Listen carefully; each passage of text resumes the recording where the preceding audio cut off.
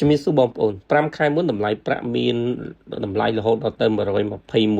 នៅក្នុងមួយអោនប៉ុន្តែបើសិនយើងមើលតម្លៃប្រាក់នៅក្នុងថ្ងៃនេះទៅយើងឃើញថាវាធ្លាក់សល់តែនៅក្នុងរង្វង់$64នៅក្នុងមួយអោនទេបើយើងគិតពីទំហំនៃការធ្លាក់របស់វាប្រហែលជាពាក់កណ្ដាលនៃតម្លៃដែលវាព្រាត់ឡើងទៅណាការធ្លាក់របស់វាហ្នឹងក៏មានធនាគារ JP Morgan ដែរគាត់ចេញមកផ្សាយរបាយការណ៍ស្រាវជ្រាវមួយតើតើជាមួយនឹងការដួលរលំនៃតម្លៃប្រាក់តែជាមួយនឹងការដួលរលំនោះគេឲ្យរឿងពីរទី1គឺការតែងតាំងលោក Kevin Ross ជាប្រធានធនាគារកណ្ដាលសហរដ្ឋអាមេរិកទី2គឺការងើបឡើងវិញនៃប្រាក់ដុល្លារហើយបើយើងកលេចមើលទៅលើប្រវត្តិសាស្ត្រនៃតម្លៃប្រាក់ដែលផ្លុតឡើងខ្ពស់ឡើងនៅក្នុងឆ្នាំ1980និងក្នុងឆ្នាំ2011ក៏មានការធ្លាក់និងការដួលរលំដែរនៅក្នុងឆ្នាំ1980ការឡើងរបស់វាការឡើងវិញនៅក្នុងឆ្នាំ2011ហើយនៅក្នុងឆ្នាំ2011វាធ្លាក់រហូតដល់ទៅឆ្នាំ2020អញ្ចឹងបើយើងគិតជាមធ្យមភាពប្រាក់នៅផ្ដល់ពីធ្លាក់គឺប្រើរយៈពេលប្រហែលជា15ឆ្នាំក្នុងការងើបឡើងមកវិញនៅក្នុងព្រឹត្តិការណ៍នេះក៏មានការធ្លាក់ចុះរបស់តម្លៃប្រាក់ដែរនៅក្នុងឆ្នាំ2020ប៉ុន្តែការធ្លាក់ចុះរបស់តម្លៃប្រាក់បានការឡើងមកវិញរហូតដល់បច្ចុប្បន្ននេះឯងវាជាព្រឹត្តិការណ៍មួយគួរឲ្យចាប់អារម្មណ៍តើយើងនឹងយកប្រាក់តម្លៃប្រាក់នៅក្នុងឆ្នាំ2026ទៅធៀបនៅក្នុងឆ្នាំ1980ឬក៏យើងយកតម្លៃប្រាក់នៅក្នុងឆ្នាំ2026ទៅប្រៀបធៀបនៅក្នុងឆ្នាំ2011ដែលវាធ្លាក់ឲ្យរយៈពេល10ឆ្នាំជាងឬក៏យើងយកតម្លៃប្រាក់ទៅធៀបនៅក្នុងឆ្នាំ2020ដែលបន្ទាប់ពីការធ្លាក់2021 2022រហូតដល់2026គឺមានការឡើងវិញតើយើងត្រូវប្រៀបធៀបតម្លៃនឹងតើរបៀបណាយើងនឹងជជែកគ្នាអំពីរឿងទាំងអស់នេះឥឡូវយើងចូលសាច់រឿងនៃការធ្លាក់ចុះរបស់តម្លៃប្រាក់តើវាមានស្ថានភាពខុសគ្នាបែបណានិងស្ថានភាពដូចគ្នាបែបណាខ្ញុំចង់ជំរាបជូនបងប្អូនថាតម្លៃប្រាក់ដែលយើងឃើញមានការធ្លាក់ចុះនៅក្នុងរង្វង់$64ធ្លាក់ពី121នេះណាមានអ្នកខ្លះចំណេញខ្លាំងបំផុតហើយក៏មានអ្នកខ្លះស្ថិតនៅក្នុងស្ថានភាពយ៉ាប់យ៉ឺនបំផុតដូចគ្នាដែរឥឡូវយើងចាប់ផ្ដើមនិយាយពីថ្ងៃទី29ខែមករាទីផ្សាររបស់ប្រាក់បានកើនឡើងរហូតដល់ទៅ$121.67 សេននៅក្នុងមួយអោន$121.67 សេននៅក្នុងមួយអោនបងប្អូនយកទៅចែក8.223ដងទៅយើងឃើញតម្លៃជា G របស់វានិងតម្លៃជាតម្លឹងរបស់វាដែលបច្ចុប្បន្នយើងទទួលស្គាល់ថាវាធ្លាក់ជាងពាក់កណ្ដាលប៉ុន្តែឥឡូវយើងនិយាយពីតម្លៃខ្ពស់នៅថ្ងៃទី29នៅថ្ងៃទី29ខែមករាប៉ុន្តែតម្លៃរបស់ប្រាក់ឡើងអត់បានយូរទេនៅថ្ងៃទី30ខែមករាក៏ទៅមិនដល់30ម៉ោងទេប្រាក់ធ្លាក់ចុះរហូតដល់ទៅ20%ខ្ញុំតែងតែជំរាបជូនបងប្អូនថាតម្លៃប្រាក់មានហានិភ័យខ្ពស់ហើយក៏មានការទាញយកផលចំណេញគឺក៏ងាយក្នុងការធ្វើ manipulate ឥឡូវយើងនិយាយអំពីការកើនឡើងរហូតដល់ទៅ$121នៅក្នុងមួយអោនហេតុអីក៏វាកើនឡើងចឹងវាគឺជារឿងមួយដែលវាកើតនៅក្នុងខែតុលាគេហៅថាវិបត្តិនៃការខ្វះដុំប្រាក់របស់ទីក្រុងលុនដូចនេះប្រាក់គេជួញដូរមានពីរគឺប្រាក់ដុំដែលជួញដូរតាមកិច្ចសន្យាឲ្យដឹកជញ្ជូនទៅក៏ប្រាក់ដុំដែលគេយកទៅប្រើប្រាស់នៅក្នុងរូបភាពផ្សេងៗប្រាក់មួយទៀតគឺប្រាក់ទៅលើកិច្ចសន្យាกระดาษឬក៏យើងអាចនិយាយថា ETF ការជួញដូរទៅលើកិច្ចសន្យាกระดาษតែប៉ុណ្្នឹងទៅយើងមានពីររូបភាពហ្នឹងចឹងទៅនៅក្នុងខែតុលាមានការផ្សាយចេញថាទីក្រុង London ខ្វះដុំប្រាក់សម្រាប់ការទិញដូចនោះមានការផ្សាយចេញអំពីតម្លៃនៃការខ្ចីប្រាក់វាកើនឡើងរហូតដល់ទៅ39%គេហៅ London Lease Rate ចឹងក៏តម្លៃនៃការខ្ចីប្រាក់ហ្នឹងកើនឡើងអត្រាការប្រាក់គឺក៏មានការកើនឡើងខ្ពស់កប់ពពកដែរក្នុងរយៈពេល2ខែរាប់ពីខែតុលាខែវិច្ឆិកានិងខែធ្នូមនុស្សនាំគ្នាភ័យសន្សើរខ្លាចថាអត់ចំណេញដូចនេះមានការសម្រុកទិញប្រាក់យ៉ាងច្រើនដែលរុញតម្លៃប្រាក់ឲ្យឡើងដូចជា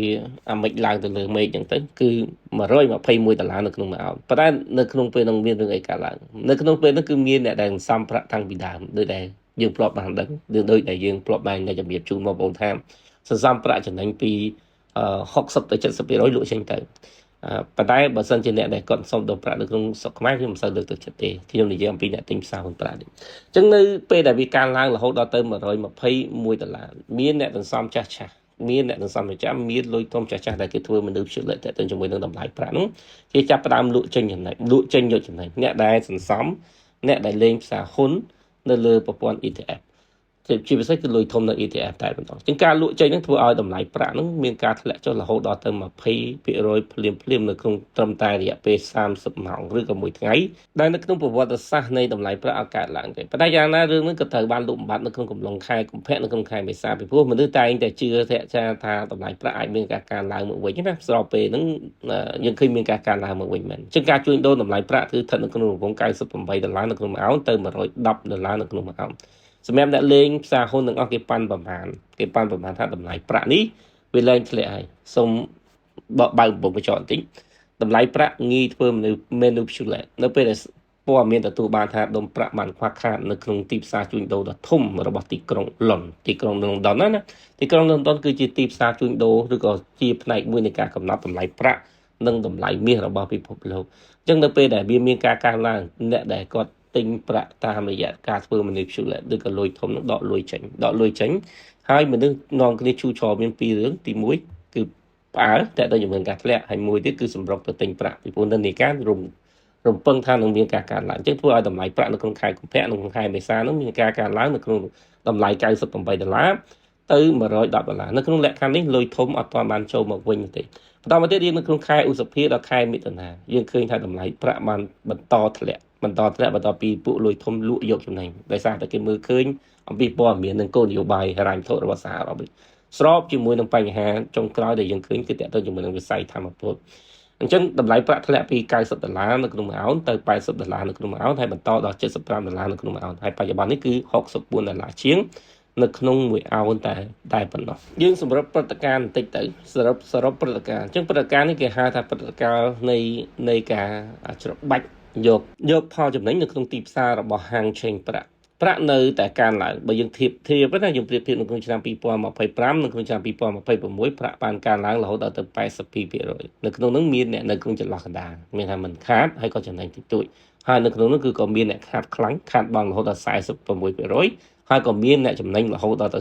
46%ផងដែរនេះគឺជាព្រឹត្តិការណ៍ដែលយើងកំពុងតែបានជួប JP Morgan ដែលខ្ញុំនិយាយមុនហ្នឹងក៏បានផ្សាយការវិភាគរបស់គាត់នៅក្នុងសប្តាហ៍មុនដែលគឺលើកឡើងថាកត្តាទី1ដែលតម្លៃប្រាក់ធ្វើឲ្យធ្លាក់ខ្លាំងបំផុតគឺគោលនយោបាយហិរញ្ញវត្ថុរបស់សហរដ្ឋអាមេរិកតាមរយៈការឡើងមកកាន់តំណែងរបស់ Kevin Boss ដែលគេរំពឹងថាការរឹតបន្តឹងនៃគោលនយោបាយហិរញ្ញវត្ថុអាចកើតមានដែលធ្វើឲ្យប្រាក់ដុល្លារខ្លាំងទី2គឺការងើបឡើងមកវិញនៃទំនុកចិត្តប្រាក់ដុល្លារបន្ទាប់ពីបញ្ហាសង្គ្រាមទៅលើវិស័យធម្មពលអញ្ចឹងដុល្លារនឹងបង្ហាញខ្លួនបានយ៉ាងល្អអញ្ចឹងតម្លៃប្រាក់អាចទំនងជានឹងមានវិបត្តិឬក៏មិនងាយក្នុងការងើបឡើងមកវិញទេហើយបើយើងប្រៀបធៀបជាមួយប្រវត្តិសាស្ត្ររបស់វាគឺពិបាកមែនប៉ុន្តែរឿងមួយដែលយើងអាចមើលឃើញនៅភាពរំលងណាឥឡូវយើងយករបស់ពីរមកប្រៀបធៀបនៅក្នុងពេលបច្ចុប្បន្នដោយសារតែគោលនយោបាយហិរញ្ញវត្ថុពេលបច្ចុប្បន្ននេះវាទៅជាគោលនយោបាយហិរញ្ញវត្ថុដែលមានសសរស្តម្ភផ្សេងគ្នានឹងការប្រគល់ប្រជែងនឹងការប្រឆាំងជាមួយនឹងប្រាក់ដុល្លារស្របពេលដែលប្រទេសចិនកំពុងតែព្យាយាមគ្រប់គ្រងនៃតួលេខនៃឬក៏គ្រប់គ្រងនៃចំនួនរបស់តម្លៃប្រាក់អញ្ចឹងយើងយករឿងពីរយកមកផ្គូផ្គ្នាគឺទី1មាសធ្លាក់ចុះ20%តម្លៃប្រាក់ធ្លាក់ចុះ46%យើងអាចនិយាយថា50%ចុះពាក់កណ្ដាលបើយើងនិយាយពីកម្រិតសមាមាត្ររបស់វាគឺ5:1មានន័យថាប្រាក់ធ្លាក់ចុះ5ដងមាសធ្លាក់ចុះតែម្ដងទេយើងយកមកសមាមាត្រតែយើងគិតនេះណាយកទៅប្រៀបធៀបជាមួយនឹងការព្យាករណ៍ការ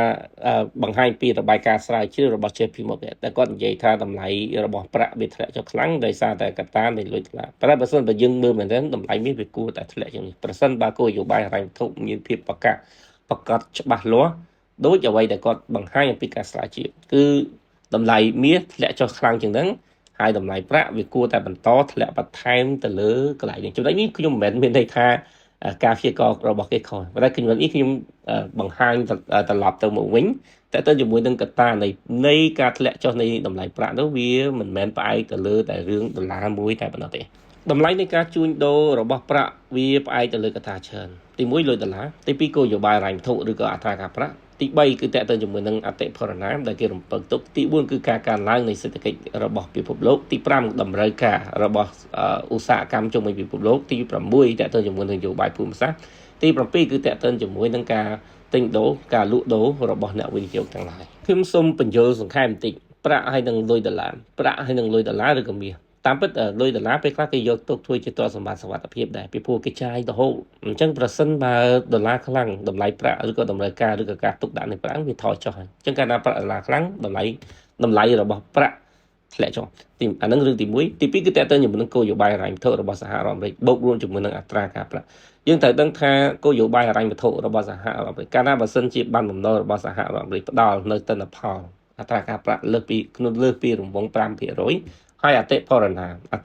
ទាបជាងហ្នឹងអតិផរណា 2% ឬក៏ 3% មនុស្សជាទូទៅយកលុយទៅទិញបានបំណុលហើយពីព្រោះតម្លៃប្រាក់វាមានហានិភ័យច្រើនហើយតម្លៃប្រាក់អាចផ្ដល់ទិន្នផលជាភាគរយនៅក្នុងរង្វង់ត្រឹមតែ 5% 3 ទៅ 5% តែប៉ុណ្ណោះអញ្ចឹងអានេះវាតេទៅជាមួយនឹងគោលនយោបាយហិរញ្ញវត្ថុប៉ុន្តែក្នុងនោះក៏វា